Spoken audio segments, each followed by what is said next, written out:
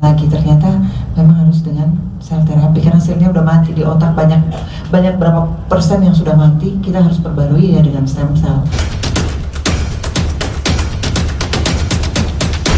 Pemirsa Cekabar Online, apa kabar? Selamat menyaksikan tayangan Cekabar Online. Dan kita membuka press conference ini, tadi sudah mengikuti press release akan dibagikan. Mari kita semua sudah makan enak, cukup. Alhamdulillah. Iya. Yang moderator Ibu Aci atau Ibu Ade?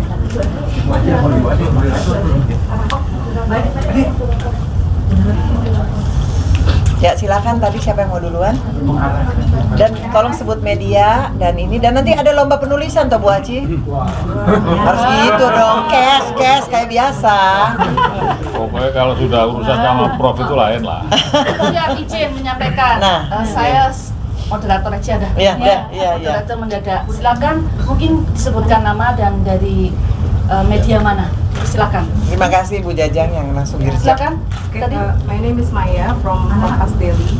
I want to ask you, Miss Eugene. Dr. Eugene. Why you choose Indonesia and the Tech. stem cell center to collaborate in the development of the stem cell industry? Well, there are two factors. The main factor is the trust that we have in Celltech stem cell company, Debbie's company, because she has a very top level of quality and of care. For us, it's very, very important. Oh, thank you very much. Maya. Yes, Maya. And so we're very much attracted by the organization that Debbie has created here and built here over the years, at the very highest standard of quality, of technological quality, of quality of the patient for the patient care and the selection of therapies. On that front as well, as I mentioned in my speech, Indonesia, thanks to Dr. Vinsky, Professor Vinsky, and her team, has really contributed and spearheaded the opening of the jurisdiction for the innovation in medical treatments. And this is something that is rare to find in the world. And there are only a few countries that are actually allowing such an openness and a positive attitude towards innovation from a jurisdictional perspective. So this is why. Yeah, I ask you to say thank you to our Minister of Health, Budi Gunadi Sadikin, and the President, right? Yeah. And also for the Chairman of the... Yes. Thank you for the question. Yeah. Mungkin ada lagi. Ya, dari. Coba.com. Oke, siap. Mas Adi. Siap, Prof. Siap. Prof, dalam bahasa yang sederhana, sebenarnya kerjasama ini bentuk konkretnya seperti apa? Lantas bagaimana masyarakat kita bisa menikmati langsung dari hasil kerjasama ini, Prof? Ya, terima kasih Mas Adi, Pak Maya juga terima kasih tadi ya. Bentuk konkret, menurut saya sangat konkret karena bukan hanya sekedar teknologi, but also research and development. Dan langsung seperti tadi dikatakan bahwa dalam genetik, gene therapy, saya sendiri maaf, 5 years ago saya masih bicara bahwa gen bisa berubah, atau 10 tahun lalu. Ternyata saya tahu bahwa sudah 22 macam bisa diubah, kalau dites lagi dia sudah berubah. Hanya dengan 1 atau 2 kali terapi seperti Duchenne muscular dystrophic, hemophilia dan lain-lain. Jadi bentuk konkretnya adalah menolong masyarakat, memberikan terapi terbaik, dan itu bisa terwujud kalau sama-sama. Kalau hanya berharap satu negara nggak bisa. Dan kenapa I choose Switzerland terutama, ya kita kayak orang shopping ya, punya 50 negara anggota. You know why only 50? Why World Council of Preventive, which is Ibu Mbak Cici Faramida udah datang ke kongres yang 4.000-5.000 orang. Di situ kita lihat 74 country. Kenapa? Why stem cell only 50? Because not every country, as Dr. Eugene said, not every country are open. And we thanks to our Minister of Health Budi Gunadi Sadikin dengan berubahnya, dan tentu jajarannya, karena itu juga kemauan dari Pak Presiden ya, Jenderal Jajang, Jenderal Dokter Jajang, panjang namanya jadi. Nah itu memang adalah suatu terobosan karena Switzerland sendiri appreciate perubahan ini. Dan perubahan ini tidak akan terjadi kalau tidak ada organisasi yang mendukung pemerintah.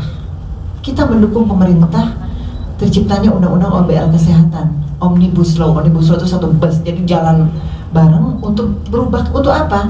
Untuk pelayanan masyarakat. Kalau ini nggak dibuka, gimana orang diabetes tipe 1? Ya udah tunggu mati nanti, karena tipe 1 dari lahir sudah begitu. Ternyata sekarang sudah bisa. Ya, autism sudah mulai bisa. Jadi sudah banyak yang terobosan. Jadi konkretnya adalah bermanfaat bagi pasien. Apa yang bisa dilakukan di sini, dilakukan di sini. Misalnya allogeneic. Hari ini Dr. Eugene become my family because you have the allogeneic stem cell from my grandson. Exactly. Selamat datang cucuku Dr. Eugene. Jadi saya waktu di Singapura makan sama Dr. Natasha, akhirnya dapat izin boleh pakai ya. Jadi sangat konkret. Research together, ya. Jadi research together gimana caranya? Negara kita mengharuskan setiap data dari stem cell itu harus masuk dalam penelitian. Dan itu masuk dalam penelitian. Dan tahukah Pak Adi dan teman-teman, ilmuwan kita itu hebat-hebat. Ya, salah satunya di samping saya, adiknya Pak Jajang, Jenderal Jajang, itu menemukan bagaimana Tesla. Ya, jadi kalau MRI Teslanya 3 Tesla atau 1 Tesla itu bisa dinaikkan dari 7, 10, 15, itu sudah bisa. Ya, itu patennya milik beliau dan akan kita kembangkan dengan kerelaan beliau. Akan kita kembangkan dan itu bisa dipakai di dunia, karena di dunia they're very proud when they have 5 Tesla. Ternyata we have our scientists which is can with the software they can change, increase. So this is something good karena I need that. Yang tadi TMS therapy with Profesor Daniel Levy, ya itu bisa ya. Jadi konkretnya langsung pelaksanaan ke masyarakat dan hari ini langsung disuntik. 2 hari prosesnya dan itu direncanakan sudah cukup. Menjawab tidak? Menjawab. Oke, Mbak Maya cukup tadi. Silakan moderator Bu Jaja. Ada lagi? Silakan dari. Selamat siang, saya Ayu Utami dari Jakarta Link. Okay, I have 2 questions for Dr. Eugene. Yeah. Okay. First, how do Swiss stem cells with stem cell biotech support the capacity building of Cellectis laboratory? And 2 question, what is the main goal of this collaboration in the next 1 to 2 years? Okay. Well, thank you for the question. On the first answer is that so we have with Professor Debbie we have very complementary technologies. In Switzerland, we have, for example, a whole suite of technologies which are focused on autologous stem cells, which are extracted from your own body and processed in a way that is that has therapeutic meaning. So this is certainly a technology that would be very keen to collaborate in here in Indonesia by importing the knowledge and the know-how. On the second question, this is specific to Swiss Stem Cell Biotech because this is very much like focused on the production and on the cell therapies with us. The second project that I also mentioned before, which we think is going to be, which will have a very strong growth, is in the already preventatively storing some blood tissue for people to then have the option in the future to transform those blood into induced pluripotent stem cells and then into functional tissues for specific diseases that they may or may not get in the future. So it's almost like an insurance policy that we can certainly have deployed here thanks to Dr. Vinsky's infrastructure in Indonesia. On the second question about the concrete steps, well, that's one of the concrete steps because it's immediate to implement. The second one is also, which is very fast to implement, and we're very concrete in what we want to do, you know, in the sense that we have already essentially something that we can think of a low-hanging fruit that we can do without too much effort and time.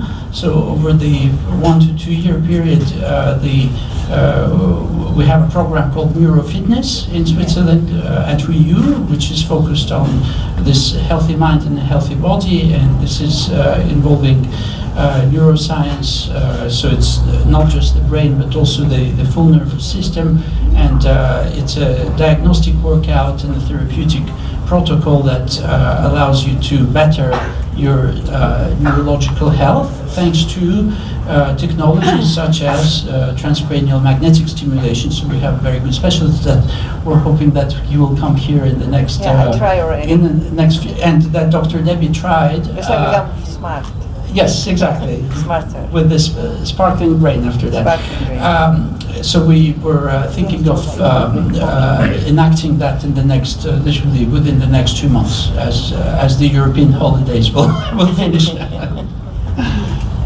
Thank you. So the next 2 years, I'm looking at, I have a vision that we will be able to do it here, and I suggest to my management, where is Mr. Alex, that if we're talking to the journalists, maybe one time we can choose, or mungkin diundi, siapa mungkin ada 5 orang, 3 orang yang bisa mencoba. Karena sejak kena COVID banyak orang mengalami brain fogging. Awal-awalnya rasa nggak sih teman-teman, kadang-kadang kita kok aduh kayak perlu 2 detik gitu. Ya kan, karena virus ini ternyata menyerang bukan cuma paru-paru, tapi our brain. HB tuh, Medi suster saya di belakang langsung, iya bener. Karena ada, ya bener kan Bu? Kita rasa, betul ya Mbak Cici, kita rasa kayak agak telat mikir 2 detik gitu, kayak mesti mikir lari-lari tadi mau ambil apa ya, itu brain fogging. Kadang-kadang saya sedang meneliti itu, jadi I hope nanti teman-teman bisa coba. Sebenarnya karena dia nggak cost beli mesinnya, tapi I'm willing karena kalian semua gimana bisa nulis kalau nggak ngerasa. Jadi mudah-mudahan dengan ya langsung curhat. Iya bener Prof, bener ya kan. Jadi kalau mesti terapi bayar berapa juta untuk apa? I can give it to you dan nanti bisa menulis mungkin ya. Insya Allah berdoa Tuhan kasih rezeki. Jadi mungkin ada yang penyakit apa suatu hari ya bisa. Mudah-mudahan saya berdoa sama Tuhan. Saya juga berpikir, I don't know if you already make the Swiss Foundation, you have to come together with me, so one day we can give some budget for people who cannot afford. That's my dream. But I wish one day it's not only technology for people who can afford, but also for the people who cannot afford. And I need the support of the President Prabowo. And as you know, if you see the sign in Rumah Sakit Pusat Pertahanan Negara, logo Seltek sangat besar dipasang di sana. Jadi sebenarnya Bapak Presiden juga mendukung dan tidak membangun laboratorium sendiri karena tidak mau untuk apa membuang uang mungkin ya. Jadi semua kan beliau untuk bantuan yang under nutrition apa. Jadi perhatikan ke masyarakat. Nah, kita kan masyarakat juga nih. Saya juga dikasih coba waktu itu dan I feel my brain tuh kayak berpikir cepat sekali. Pak Ketum mau coba nanti? Boleh. Jadi Pak Ketua Umum Perkumpulan Dokter Indonesia akan jadi pasien pertama, our first patient in Indonesia. And then Mbak Cici, and then nanti Dokter Dolar, Dokter Timbul. Walaupun dokter, we need that therapy. I tried. Jadi bikin, terus mikir tuh cepet banget. Akhirnya orang sekitar keteteran. Betul nggak Pak Luki? Agak keteteran ya. Tapi nanti kita coba ya. Mudah-mudahan ada dari antara teman-teman nanti begitu datang, cabut lotrenya siapa yang dapat. Nanti harus coba ya. Oke. Silakan Pak, Ibu Moderator. Tidak banyak sebetulnya, waktunya masih ada, tapi cukup nanti sampai 15 menit. Silakan dari from IndonesianWoman.com. For you, Dr. Eugene, can you what is the scope of the collaboration expected from this partnership? So we have several. Thank you for the question. We have several strands on which we're working on. Those are actually, we can classify them by the type of therapy, which are cell therapies, gene therapies, and preventative treatments, such as what Professor Debbie just explained. So our goal is really to have this is from let's say sharing of technologies, right, and bettering both of our institutions thanks to sharing those technologies, thanks to conducting potentially trials, observational trials and clinical trials together, so that we create that statistically significant set for these new therapies and as big as possible. This is our, let's say, functional goal. Our philosophical goal is towards creating a network or strengthening the network of institutions internationally like ours right now, to help our patients to choose the best place for their treatment, So they can choose. depending on which therapy is allowed in which jurisdiction. That is very key, because not, as Professor Debbie said already, not every single jurisdiction is equal. Some are very restricted, some are more open. We're very lucky to work with Professor Debbie's team that has done all this great work with her team and with her with the government of Indonesia at the very highest level to open the jurisdiction here to allow for innovation to come faster for patients. This is actually, we're very driven by science. We're scientists, both of us. And for us, it's a shame when we see that science progress, but the actual medical, I would say, practice is lagging. And it's lagging not because the science is not there, but because the law does not allow it. So you think Indonesia is good that we develop very. Yeah. So I think Mas Wahyu, Dr. Eugene really appreciate that our country's jurisdiction is follow the science technology, because it's a pity when the science is great but nobody can do it. And think about the patient who has diabetic, susah sekali. Saya punya beberapa pasien seperti itu, jadi baru makan sedikit gulanya langsung naik 400. Dan tahu kan kalau 400 akan menyumbat pembuluh darah. Jadi mungkin bagi orang-orang yang berteriak-teriak di jalan agar tidak berubah, dia nggak pernah alami. Saya mengalaminya. Saya mengalami keluarga yang stroke, banyaklah nanti cerita-cerita yang seperti itu. Dan tadi pertanyaannya bagaimana ruang lingkupnya. Jadi ada riset dan pengembangan. Mungkin untuk yang lain juga riset dan pengembangan bersama. Jadi kita memang sudah ada beberapa jurnal. Terus transfer teknologi, sertifikasi, standardization. With World Council we can do the standardization procedure. Jadi inputnya jadi sama, ada standar. Padahal memang precision medicine setiap pasien beda. Tapi paling tidak kita punya patokan, ya. Kemudian dukungan terhadap pengembangan pusat unggulan untuk medical tourism dunia. Tadi Pak Ketua Umum sudah katakan, Jenderal Jajang, bahwa devisa kita harus balik, harus kembali. Kenapa saya ingin stem cell itu orang bisa jadi pusatnya di sini, di Indonesia, dan tentu yang bisa di Switzerland silakan aja. Jadi kan kadang-kadang kita punya pasien, we have the patient who do every month the stem cell package, and they say, well, I want to fly to Switzerland to do. Kita open, gak apa-apa, yang penting dia bikin 6 di sini, 1 di sana gitu.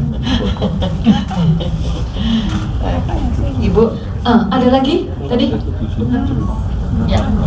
Dari Saya Cika dari Indopos. Pertanyaan saya kali ini untuk Mbak Cici. Melihat kolaborasi ini, kan Mbak Cici kan bisa dibilang icon. iya cukup muda kan, maksudnya penampilannya, kulitnya gitu kan. Alhamdulillah. Ini tuh kira-kira akan mencoba terapi ini atau gimana? Itu aja. Terima kasih pertanyaannya dari Mbak siapa tadi? Mbak Cika. Cika Indopos. Iya, alhamdulillah ya. Saya sangat bersyukur dan amat sangat bahagia sekali. Saya bangga sekali ada Profesor Dr. Debbie ya, yang beliau adalah presiden dari WCPM. Dan waktu itu saya ingat dinobatkan menjadi ikon dari anti-aging itu tahun 2014 di Paris. Dan alhamdulillah sampai saat ini kami masih terus sama-sama setiap kali ada pembaharuan kita selalu bicara, dan saya juga selalu apa yang menjadi keluhan saya selalu bicara sama Prof. Debbie. Dan kalau saya dibilang usia saya sekarang ini sudah berapa ya? Saya sudah hampir 53 tahun. Wow, muda sekali. Tapi kalau dibilang masih kelihatan seperti umur berapa ya? 17, wow, bisa aja nih Mbak Jenderal. Sudah terapi atau belum Iya. pertanyaannya juga? Jadi pertanyaannya itu, dan saya menjalani terapi dari tahun 2014 bersama Prof. Debbie. Saya sangat yakin dan sangat percaya bahwa terapi itu bisa memberikan selain kesehatan buat diri kita juga ya, dari dalam tubuh kita juga kita memberikan pemikiran-pemikiran yang sangat positif sekali buat kita, sehingga kita bisa bekerja atau berkarya untuk menciptakan suatu, apalagi saya sebagai penyanyi ya, bisa lebih fokus lagi, bisa lebih eksis lagi dalam menjalani karir saya dengan baik. Itu jadi stem cell-nya saya percayakan dan saya yakinkan di Celltech Stem Cell. Terima kasih. Mungkin masih satu aja ya, kesempatan ini yang terakhir ya, disebutkan. Oke, terima kasih. Saya Roma dari jpnn.com. Aku mau nanya sedikit untuk Prof. Debbie. Prof, ini kan stem cell ini kan hitungannya sebenarnya bukan hal baru, tapi untuk di Indonesia sendiri sebenarnya di Indonesia sendiri tuh masih belum familiar gitu dong, karena pengembangannya juga sulit karena harganya mungkin sedikit mahal gitu. Kiranya apakah dengan pengembangan ini harganya nanti akan bisa lebih terjangkau gitu. Kemudian tren stem cell di Indonesia sendiri tuh sebenarnya demand-nya dari masyarakat, dari mungkin pasien dokter atau masyarakat gitu, apakah lebih ke kecantikan untuk anti-aging, ataukah tadi kan stem cell sebenarnya bisa untuk regeneratif penyakit untuk menangani penyakit regeneratif, apakah demand itu juga tinggi sampai akhirnya Prof. Debbie memutuskan untuk berkolaborasi dengan Swim Cell Biotech ini terkait pengembangan stem cell di Indonesia gitu. Terima kasih dok. Ya, terima kasih JPNN ya, terima kasih JPNN ya. Jadi pertanyaannya kalau ditanya, iya memang demandnya tinggi, sangat tinggi. Kalau saya dulu nggak lihat demand kan, karena papi stroke, sehingga saya mencari cara bagaimana orang stroke tapi nanti bisa sehat lagi dan jalan lagi. Ternyata memang harus dengan sel terapi karena selnya udah mati di otak, banyak berapa persen yang sudah mati. Kita harus perbarui ya dengan stem cell, tentu dengan testosteron, hormon, tapi stem cell itu membuat orang betul-betul dia bisa bangun, bisa jalan lagi. Jadi terus terang teman-teman, awal nggak lihat demand, cuma mau berbakti sama orang tua aja, itu aja awalnya. Dan sekarang pun saya mengembangkan, terus terang bukan soal itu, saya sudah punya cucu, nanti mau 3, jadi pengen hidup tenang kan, pengen tenang aja, nggak usah ada yang nyari-nyari. Tapi ternyata Tuhan tidak mengizinkan itu, dan itu terus terang memang alasannya karena itu, karena dulu kan Sulaiman datang 21 juta followernya, jadi selalu setiap mau libur nggak jadi. Jadi pada akhirnya saya bilang ya udah. Abis itu Hotman Paris datang 9,5 juta. Jadi banyak orang minta terapi. Saya mau terapi. Ngomong ke mana hotline saya, ada yang bagian hotline. Saya mau terapi. I want to have therapy. Same like there's a very famous rich super lawyer in Indonesia, and he has therapy here and he promote. Waktu saya suntik tangannya nggak diem. Nah, saudara-saudara, jadi nah itu ternyata dia bilang, bagaimana Pak Hotman terapinya Prof. Debbie? Oh sekarang saya namanya Mr. Kras.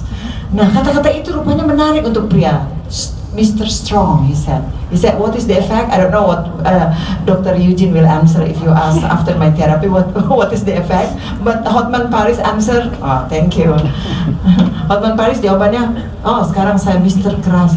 Ternyata itu membuat yang klien-kliennya itu, ya kan sudah tahu kliennya siapa, dan semua teman-teman apa nelfon di sini dan hanya mau terapinya, saya ikut aja berapa dia di terapi, ya itulah. Saya sudah angkat Hotman Paris jadi anti-aging icon juga. Jadi kalau tanya demand itu jadwal udah penuh sampai saya nggak tahu, kalau nggak salah Juni tahun depan itu juga sudah penuh ya. Alhamdulillah. Jadi tapi bukan kita yang ayo stem cell, enggak, mereka yang datang. Either kalau ditanya mana lebih banyak memang buat penyakit degeneratif ya, seperti kemudian juga anak-anak autis apa mungkin karena yang Sulaiman itu, jadi banyak sekali. Dan mereka datang dengan sindrom apapun, Kalau Sulaiman Prader-Willi syndrome, yang lain udah pokoknya sindrom apapun dia tahu pasti kayak Sulaiman, pokoknya ada sindrom. Sampai saya tahu Cornelia de Lange syndrome, Menkes syndrome, ada nama Menkes syndrome. Macam-macam sindrom itu pada datang. Nggak mau tahu, pokoknya ikhtiar katanya seperti itu. Tapi untuk kecantikan juga banyak ya.